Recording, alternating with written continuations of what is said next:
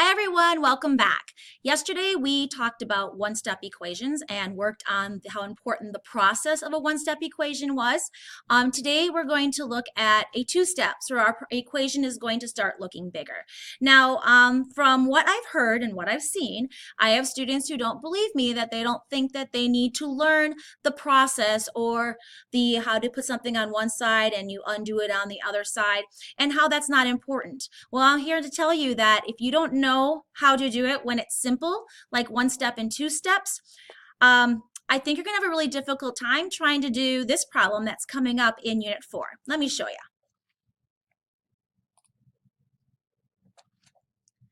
So there's the problem, ladies and gentlemen, that you would have to solve sometime in Unit 4. And you'll have to figure out how to find the value of x. Is this something you could easily do in your head? Chances are the answer is no. Feel free, and you can give it a try if you want. But if you learn the process and you learn my way that we're teaching you, you're going to find out an easy way to solve this and a quick way to solve it. And you're not guessing and checking. So I'm going to show you real quickly the steps to solve this problem. So first of all, in this problem, I see that I have lots of x's on both sides of the equation and that I have parentheses. Well, parentheses means distributive property, and lots of different x's and numbers means that we need to combine like terms. Both things you saw on your pretest the other day. So let's just take a look at the first step. The first step is to get rid of the parentheses. So we would distribute. So that -4 would be distributed to the 4x, and the -4 would be distributed to the -8. And that's how you got the -16 plus 32, this part right here. So this was distributed. And then I have to go through this side and do the same thing. 3 times -8x gives me -24x, and 3 times -1 would give me -3. So the first thing you do is you get rid of your parentheses. That's step 1. Step 2 is, I see that there's x's on left and x's on the right. So now I need to combine like terms because there's too many x's on the left-hand side. So the next thing I would do is I would take the -3x and the -16x, and I would make that a -19x. So now I have -19x plus 32 equals -24x minus 3. So that's where I'm at.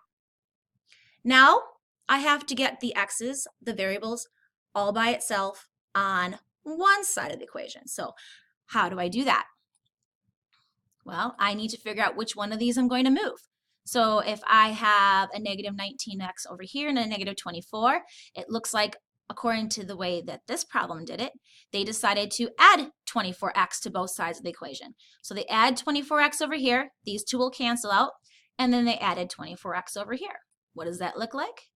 When you get done, now you're left with 5x plus 32 equals -3. So we have the x's on one side and the numbers on the other, but there's still one more number. So we got to get the 32 over to the other side. So we would have to subtract 32. Whoa, I just lost the whole thing. Pull you back down. So I would have to, lost all kinds of stuff here. Hello, come back, join the fun.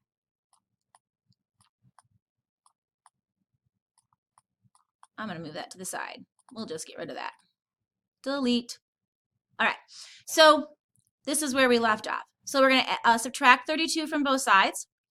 So this is how we get -35 over here, 5x over here, divide both sides by 5, and I get x all by itself, and the answer is -7.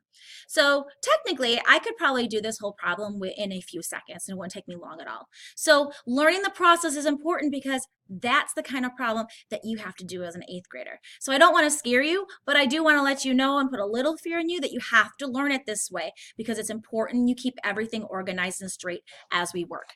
All right, so let's go back to something a little bit easier. We're going to move away from one step. So one step was yesterday, and we're going to go a little bit more difficult today to the 2 steps. So just adding another step onto it. So some of our notes, how do we do this? So the basic steps is we are going to separate the equation side with a line down the equal sign, just like we did with the one step. Next step, we are going to box the variable so that we know what side we're working on. Then we're going to, on the variable side, the side that has the variable, that's where we want to undo or cancel out the terms that are not attached to the variable. So that's what we're looking at there. And I'll explain what all this means as we walk through an example. So basically, it will be the number you're adding or the number you're subtracting part of the expression.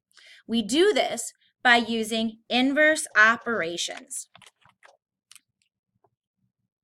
So again, what does that mean? If a number is being added, we are going to subtract that number from both sides. If that number is being subtracted, we're going to add that number to both sides, because if we add or subtract, they cancel out and equal 0. Then we'll be left with a variable term. The variable term will be multiplied if it's being multiplied by the number, and I'll show you what that means in a minute. We're going to divide both sides to get rid of it, because that'll equal 1. And if the variable term is being divided by the number, we multiply both sides of the equation so it equals 1. So I'm going to explain what all this means as we do an example. I feel that's the easiest, but at least this will give you a step-by-step written directions on what to do. And of course, last but not least, always remember to do the inverse operations on both sides of the equation. No shortcuts. If there's a shortcut, I'd be the first one to tell you, because I'm all about taking the easy way out. But in this case, there really isn't. So it's just about knowing the process, doing it right, and checking your work. All right, so here we go. Here's some problems. We're going to start with the first problem. So we're going to follow the steps that we have written up above. Get out my pens. Here we go. All right. So first thing, we're going to separate by putting a line down the center. And we're going to box our variables so we know that we are working on this side of the equation. Everything on this side of the equation has to go to this side, because we want the x all by itself. X wants to be, yes, I sang again. Haha. All right. Hopefully you enjoyed it. So here we go. We have the x over here, we have the 2, we have the 10. So the first thing it says we need to do is we need to use inverse operations. So if the number is being added, so are we adding a number onto the variable part? And you can see here, yes, we're adding plus 10. So how do we get rid of a plus 10? We are going to subtract 10. That way, plus 10 minus 10 equals 0. So whatever I do to one side, I must do to the other. So we're going to subtract 10 over here. These 10s will cancel out, equal 0. We're going to be left with 2x on the left side, and we're going to be left with 14 on the right side. And now we're left with a one-step equation. So now we go over here. If the variable term is basically the term with the number and a variable next to it. So the variable term is being multiplied, which this is 2 times x. So we're going to divide in order to get rid of it. So how do you get rid of a, multiplying by 2? We divide by 2. And remember, I like to use the fraction bar. All right, so if we have the fraction bar there, we're dividing by 2. 2 divided by 2 equals 1. So we're left with x on this side, and 14 divided by 2 equals 7. And my answer is x equals 7. If I want to check my work, which I highly advise you do, if you do this, you'll get it right every single time, and you make sure you didn't make any adding, subtracting, or integer errors. Put the 7 into the equation and ask yourself, 2 times 7 is 14. 14 plus 10 is 24. Yep, 24 equals 24, done. You can do the check in your head. You don't have to write it out. And it's simple as that. It takes a few seconds, and I guaranteed I have the right answer. All right, let's move on to number 2. Draw the line down the equal sign. Box my variable. And what's on this side? I've got -3 times y plus 8. So the first thing it says here is if the number is being added to the variable term or is it being subtracted. It actually has a plus 8 being added to the variable term. So instead of plus 8, we're going to subtract 8 to undo it, to cancel it out. And whatever we do to one side, we do to the other. Draw a line. The 8's cancel out equals 0. we're left with negative 3y equals 6. And now I'm left with a variable term, and it's being multiplied by a number. Y is being multiplied by negative 3. So how do we get rid of a multiplying a negative 3? We divide by a negative 3. And please be careful. Just a little, the negative or the positive is really attached to the number that's after it. So I can't forget to bring this negative down with me every time I'm working with it. So just a little thing to remind yourself of. These 3's will cancel out. Negative 3 divided by negative 3 equals 1.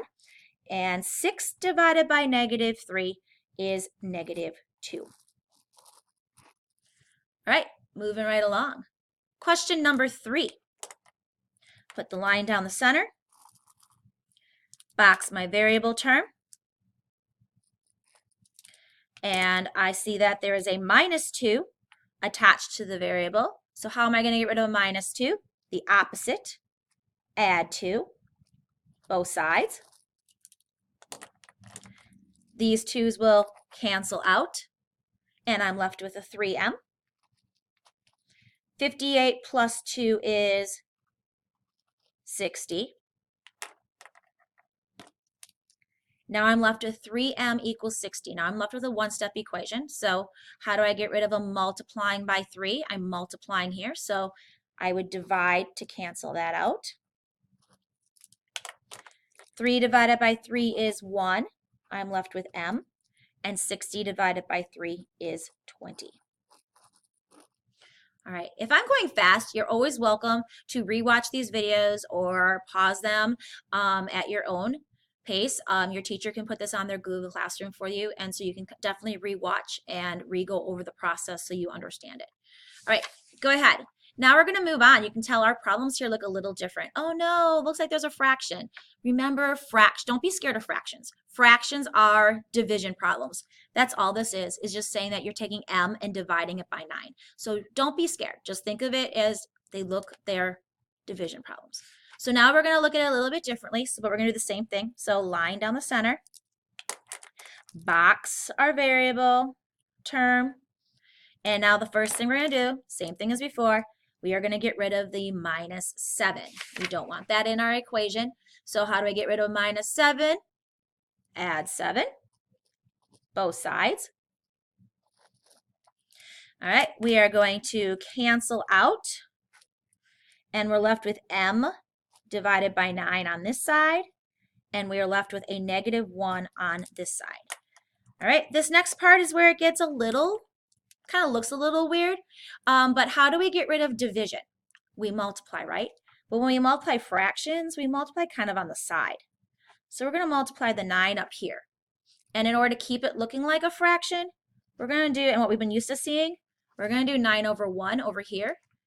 But when we multiply by 9, we're just going to multiply by 9 on this side. Because there is no fraction, we don't have to put the over 1. Makes it a little bit easier. So we are going to cancel these out because 9 divided by 9 equals 1. I am left with m on this side. And then I have negative 1 times 9 is negative 9.